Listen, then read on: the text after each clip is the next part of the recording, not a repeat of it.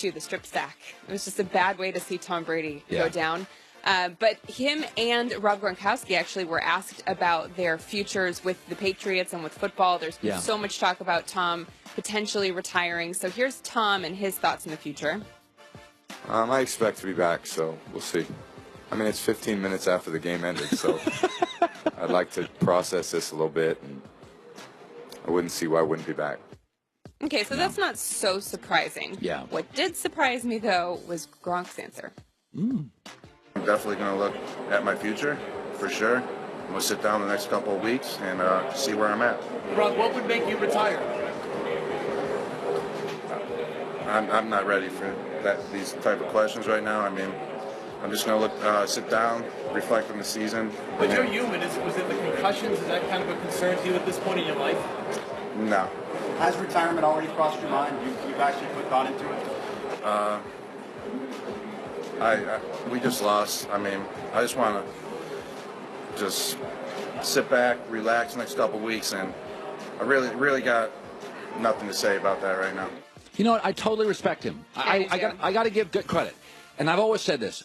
I have a right to ask you anything I want, and you have a right not to answer it. I'm never offended by that. You know, I always hate the Olympics where a guy literally trains for 8 years. He runs a race, and the guy runs over the announcer. He's exhausted. What do you think of the race? And I'm like, dude, I'm 9 seconds after the 400 meters. I'm gassed. I can't think. Gronk's basically saying, I'm just not ready to answer that. And it's funny because I've been asked questions in my life by my wife, and I'm like, can I think about that for like 10 minutes? I totally respect Gronk's answer there. And by the way, you also had Brady. It's like, listen, man, can this thing... I'm still emotionally... Have you ever had like an argument, Christine, and you can't sleep that night? Or you can't, like, you have something in your life happens, and it's in your head for 2 days. Yeah. These guys just lost on the last play of the Super Bowl. Let them breathe. You have a right to ask the question. They have a right to say, I don't know yet. I thought it was telling how serious Gronk was. I've never seen him actually that serious, and he almost looked like he was on the verge of tears, which is unusual for him. So it makes me think that he really might be taking it seriously to retire. He's 20 years old, so he's fairly young still, but he has had so many injuries, and I don't know. I think there's a lot of legitimacy to the Malcolm Butler thing and the locker room being divided, and something just tells me, and I wonder if it will come out, that Butler had to have done something. Yeah. It's not just that they gave up on him and that he wasn't playing to their liking. He must have broken some sort of team rule. He plays every play. Like, he played every play against Tennessee. He is, to me, he and Patrick Chung are the secondary. Right. Like, the most reliable guys. So, speaking of the strip sack that happened, Brandon Graham, when he hit Brady's arm and the ball flew out, that was when we pretty much knew chances were over for the Patriots. That's when I knew. Did you know it at that point? When Philadelphia got the fourth down conversion, I was like, holy crap, that is a big moment. Couldn't believe they did that. But here is Brady's recollection of what happened on that play. I'd obviously love to not have it stripped from me, so I was just holding the ball, trying to get it downfield, and those guys had a good rush and got in there and made a good play. And that's what they've been doing that all year. I mean, we knew they had a good rush, and they made a good play. They made a good play. They made a good play at the right time. I mean, they made one good play at the right time. Oof, that was just a sad moment. And also, like, that offensive line, he did not have much time the entire game. Yeah, he was hit 9 times. I mean, Foles had a lot of time, and give Philadelphia's O-line credit. They were great. I mean, I thought the difference in the game was the O-line by Philadelphia. I agree. Tom didn't get sacked a ton, but he got pressured all the time. Oh, for sure. He got rid of the ball real fast. Yeah. Many times. Yep. And finally, you mentioned that Doug Peterson called a very aggressive game, which he did. And here's Peterson on why he did that. You know, I trust my players. I trust the coaches, and you know, I trust my instincts. I trust everything that I'm doing, and you know, I want to maintain that aggressiveness with the guys. And you know, in games like this against a great opponent, you got to make those tough decisions that way, and keep yourself aggressive. And I thought Nick Foles looked really good. Really good yesterday. Yeah, he did. He played with a lot of confidence. And in spots like that, you don't know how a young guy's going to play, but he's not that young. He's been around the league for a few years. And also the backup quarterback. Yeah. But he did great. Yeah, Christine, the news. Well, that's the news. And thanks for stopping by. The Herd Lie News. 3 Super Bowl rings with the Patriots. Eric Mangini, a Jets and Browns head coach. He's joining us now. He was watching that thing yesterday, and he was fired up. There was a lot of situations here where, what made this game great is you had gutsy calls and fourth downs and missed field goal. There was a lot of pressure. There was a lot of tension. It was a very fluid game. As prepared as these coaches were, as you know, Eric, games go sideways really fast, and players, Nelson Aguilar at the end of the game runs out of bounds, and you're thinking, Nelson, stay in bounds. Let me start with this. Okay. You were a DB coach. You knew DBs. O-lines and DBs. When I think of you, that's what I always say. Eric knew his O-line and he knows his DBs. So Malcolm Butler gets benched. Malcolm Butler's a good player. Malcolm Butler plays every snap. Is that something, Eric, as a DB coach, Belichick would tell you an hour before the game? Like, are you shocked by it? I was shocked by it. To me, it was as surprising as the Jimmy Garoppolo trade because it's so out of character for the way that they operate. When you coach the secondary, you need to have communication. And look, New England struggled a lot early in the season with communication. There's, especially going into the Super Bowl with the heightened tension, the way that this offense runs with the shifts, the motions, the multiple formations. Yes. You want to have that stuff buttoned up. And it's also the way that you study film. If you've been working inside and studying Nelson Aguilar, and now you've got to shift outside, that preparation's different. Now, there's an element of that every week because someone could get hurt, but you want to be able to focus on the role that you have. In addition, everybody else wants to know how you're going to play and how you're going to react to situations. So that part is different too.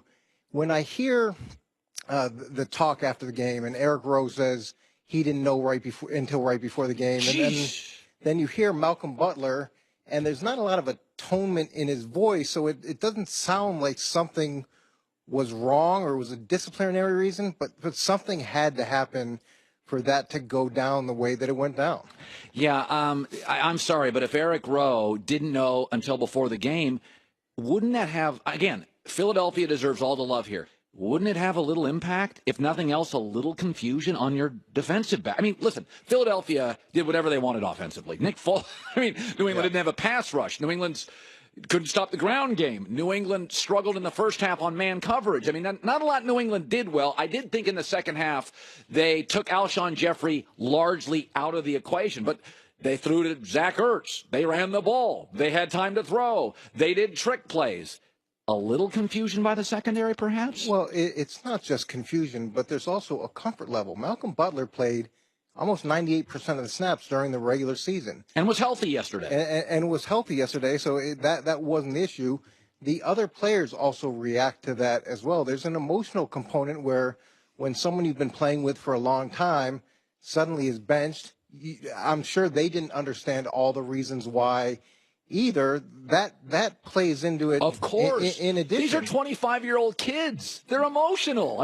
And this is one of the most emotional moments, maybe the most emotional moment that they'll face in their life. So you want it live, so that you want that comfort. You want them relaxed. You want to bring down the tension, as opposed to heighten the tension. Now I can say this: Malcolm Butler needs to clean this up. He's going to become a free agent. And every team that interviews him is going to want to know what happened. So should he get his story out? You're going to have to, because you're not talking about an offensive coach. You're talking about arguably one of the best defensive coaches, if not the best defensive coach in the history of the NFL, decides not to play you before the Super Bowl. I want to know, if I'm bringing you in as a free agent, what the hell happened? What happened? Yeah. Okay, let's talk about this. I don't like second-guessing coaches. It's one of my least favorite things guys like me, sportscasters, do. I didn't see the tape. I don't know your injuries. I don't know your patterns.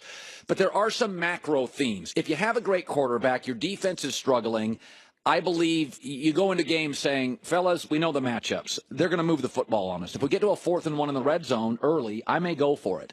So late in the game, 5 minutes to go, Philadelphia's like, we're going for it. They didn't even call a timeout, Eric. That decision was made before the game, like, we're going to be aggressive. New England had a goal line situation, Eric, early in the second quarter, 4th and 1. Now, they missed the field goal, so it's easy for me to jump on and pile on. But I got the MVP. I'm moving the football. I trust my offensive line. Situationally, we're the best team in football in a decade. Why did they settle for a field goal? Well, look, we're celebrating the Philadelphia Eagles' aggressiveness right now.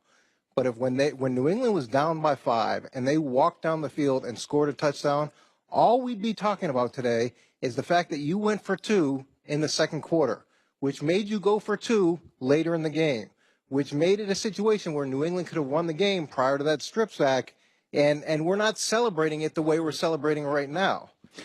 Oh, it should be noted, too, and I said this, credit to Doug Peterson, but they had 12 men on the field. Nelson Aguilar ran out of bounds. There's something that happened on the Hail Mary that we'll get to in a second. Well, what about with 2:03 left? 2:03 left. You've been aggressive the whole game. Yeah, Philadelphia. Philadelphia has the ball. They decide to run the ball, but that's one of those situations where you can run or pass because the clock is going to stop. Either way. Good call. That's a great call. So the whole game, you're aggressive, and here's the situation. This is no gimme field goal. And I get you may not want a penalty, but you've taken those chances up to that point. And succeeded on virtually all of them. And now everybody thinks you're going to run. They took a chance earlier in the game where it looked like they were going to run as well, and they took a shot down the field, or they threw it down the field. To me, that was another perfect opportunity to be aggressive, but they did pull back some at that point. Okay.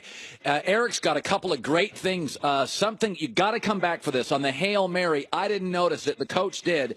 And also that touchdown from Foles to Clement, you're going to break that down a bit. That is really interesting. So stick around. We got more deep diving on the Super Bowl yesterday. Philadelphia Eagles, the new kids on the block, are Super Bowl champions. Valentine's Day is just a week away. I told Christine I memorized it this year. It's February 14th. It's about time. Yeah. It's Wednesday. I got the date down just like Christmas. I feel really good about myself. That special someone. Listen, flowers are great. How about Sherry's Berries? Now, we have these. It's a perfect way to make somebody happy. Right now, my listeners can send Sherry's Berries or any of their decadent gourmet gifts to their Valentines. Save 20% on the gifts right now with a $29 or more purchase. All you have to do is go to berries.com, code HERD, BERRIES, BERRIES, berries.com, code HERD today. There's only one way to get 20% off, and that is it. These are amazing. We've had them the last couple of days in our office. Fresh, juicy strawberries dipped in dark and milk chocolate. Rich chocolate chips, chocolate nuts, signature swizzles. Choose the delivery date now, today. Get it guaranteed. Berries.com. Promo code HERD. HERD. So there you were, owning the landscape.